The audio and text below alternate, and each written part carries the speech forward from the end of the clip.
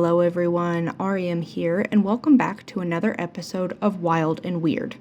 Last time, the episode of the Goblin Shark, I mentioned that you really wouldn't find something that bizarre outside the deep sea.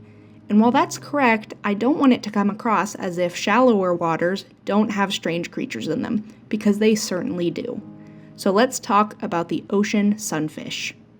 There is another fish named the sunfish that lives in fresh water, but even ecosystems aside, it's pretty easy to tell which is which.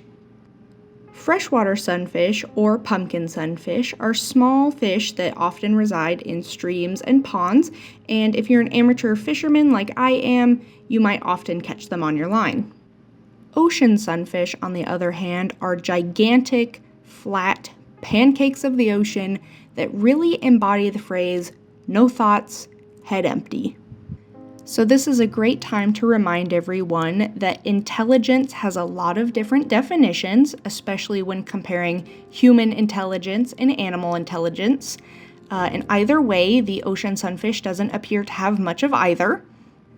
It's important to remember that intelligence develops with natural selection, like pretty much any other trait in the animal kingdom. Intelligence may help a species learn to survive in new environments or learn to survive and reproduce better, leading to that species becoming more intelligent over time. But if an ecosystem or environment doesn't really require intelligence for improved survival, intelligence in a species might not improve. The ocean sunfish does not live a life that requires problem-solving, cleverness, or intelligence, and so it really doesn't have any of those traits. And honestly, I'm a little jealous.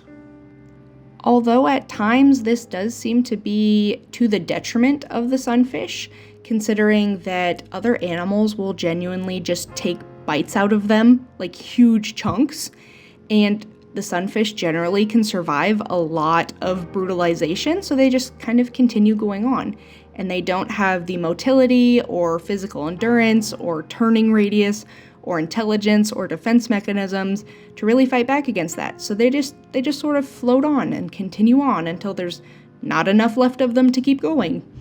So you might be thinking, well, this animal doesn't have any fantastic defense mechanisms. It's super slow. It doesn't actively find food. It just sort of floats into it. This must be a critically endangered species, right? In reality, it's pretty hard to tell sometimes how many of a certain species exist when they live in the open ocean. There's just so much area and it's tough to cover everything. But as a general rule, ocean sunfish are listed as between least concern and vulnerable. They're really not as critically endangered as you might expect based on the way they live their lives. So how on earth is this possible? I mean, these animals are just floating around while other animals use them as a buffet. Well, if you're an animal that is commonly chewed on by other animals, it's a good idea to make a lot of babies. That way, even if most don't survive, a few of them will.